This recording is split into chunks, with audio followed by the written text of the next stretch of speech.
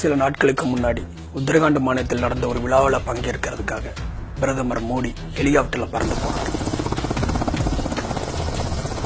டெல்லியில போராடின நம்மூர் விவசாயிகளை பார்க்கவே நேரம் இல்லாம ரொம்பவே பிஸியா இருக்கிற மோடி கலந்துக்கிற விழாவோட முக்கியத்துவத்தை நாம புரிஞ்சுக்கலாம். தமிழக விவசாயிகள் கோரிக்கைகள் நிறைவேற்றப்படாததை கண்டித்து நிர்வாண போராட்டம் நடத்தியதால் பெரும் பரபரப்பு ஏற்பட்டது. இந்தியாவை வெளிநாட்டில் உணவுக்காக பிச்சை எடுக்காமல் இருப்பதற்காக அரும்பாடுபட்டவர்கள் விவசாயிகள்.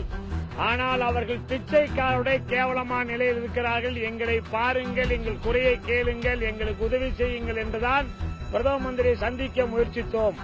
யோகா மாஸ்டர் பாபா ராம்தேவோட ஆயுர்வேத ஆராய்ச்சி நிறுவனத்தை துவங்கி வைக்கத்தான் அங்க போனார். बाबा रामदेव की प्रयोगशाला में पीएम मोदी पहुंच चुके हैं और उनका स्वागत हुआ. आज मेरा सौभाग्य था केदारनाथ जाकर के बाबा के दर्शन करने का मुझे सौभाग्य मिला. यार இந்த பாபா ராம்தேவ்?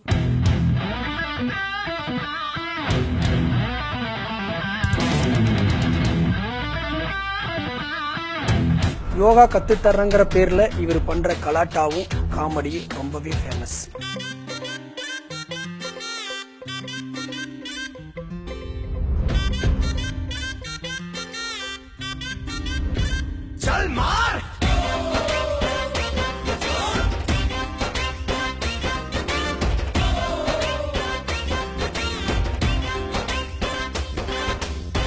மணி வாக்குல பச்சையா பஸ் ரோட்டுல ஷார்ட் ஸ்கர்ட் ஓ ஜென்னிஃபர். இன்னைக்கு அதையெல்லாம் தாண்டி இந்த ராம்தேவோட பதஞ்சலி ப்ராடக்ட்ஸ் நாடு முழுவதும் பிரபலமாயிட்டு வருது.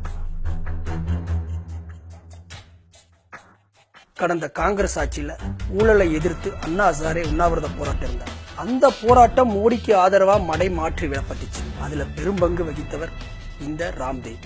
அன்னைக்கு சாதாரண யோகா மாஸ்டர் இருந்த ராம்தேவ் இன்னைக்கு பலாயிரம் கோடி சம்பாதிக்கிற பிசினஸ் மேன்.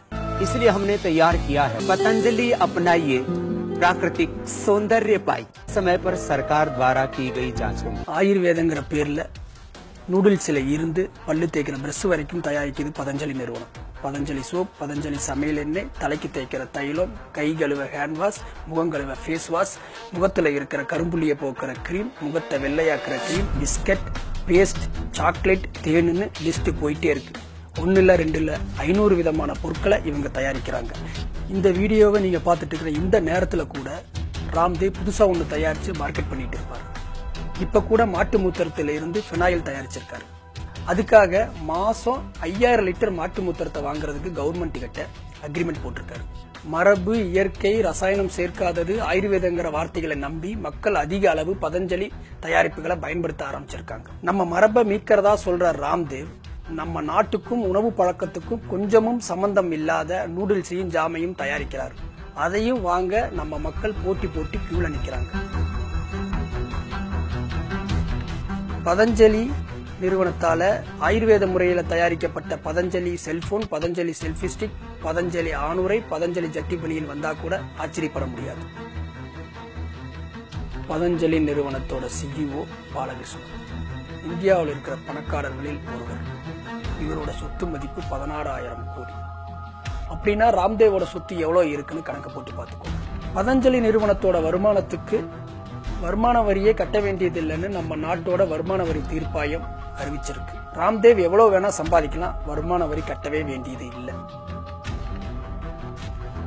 குழந்தை பேர் இல்லாத தம்பதிகள் கருத்தரிக்க உதவிடும்னு ராம்தேவ் விளம்பரப்படுத்துற புத்திரஜீவிக்குங்கிற மருந்து தரமற்றது, தடை செய்யப்படணும்னு உத்தரகாண்ட் நீதிமன்றம் அறிவிச்சிருக்கு.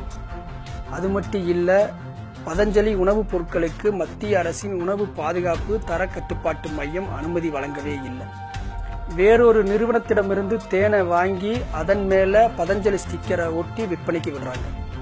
தேன் மட்டும் இல்ல, பதஞ்சலியோட பல பொருட்கள் இந்த மாதிரி தான் விற்பனைக்கு வருது. இதை குறிப்பிட்டு ஹரித்வார் நீதிமன்றம் பதஞ்சலிக்கு கண்டனம் தெரிவிச்சிருக்கு. நம்ம நாட்டோட ராணுவ வீரர்களுக்கு மானிய விலையில பொருட்களை விற்பனை செய்யற கேண்டீன்ல பதஞ்சலி நெல்லிச்சாருக்கு தடை விதிக்கப்பட்டிருக்கு.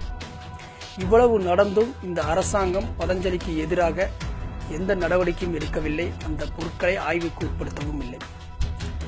பிரதமருக்கு மிகவும் நெருக்கமான ராம்தேவை யார்தான் கேள்வி கேட்க முடியும்?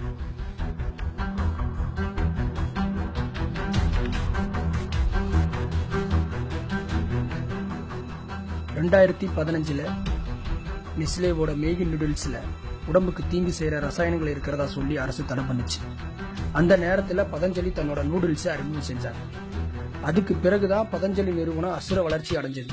இப்போ பிளாஸ்டிக் அரிசி பற்றிய செய்திகள் மக்கள் மத்தியில பெரும் பீதி உருவாக்கியது. இந்த நேரத்துல ராம்தேவ் பாக்கெட்ல அடைத்து விற்கப்படும் பதஞ்சலி அரிசியின் விற்பனையை வேகப்படுத்தியிருக்காரு. பிளாஸ்டிக் அரிசி செய்தி வரும் அதே வேளையில பதஞ்சலி அரிசி குறித்த விளம்பரங்கள் அதிகமா வந்துட்டு இது பிளாஸ்டிக் அரிசிக்கு பின்னாடி இருக்கிற வணிக அரசியலில் பதஞ்சலிக்கு பங்கு இருக்குமோன்னு சந்தேகத்தை கிளப்பி இருக்கு. இவ்வளவுக்கும் மத்தியில பிஜேபி ஆளுகிற மாநிலங்கள்ல இருக்கிற ரேஷன் கடைகள்ல பதஞ்சலி பொருட்கள் விற்பனைக்கு வைக்கப்பட்டிருக்கு.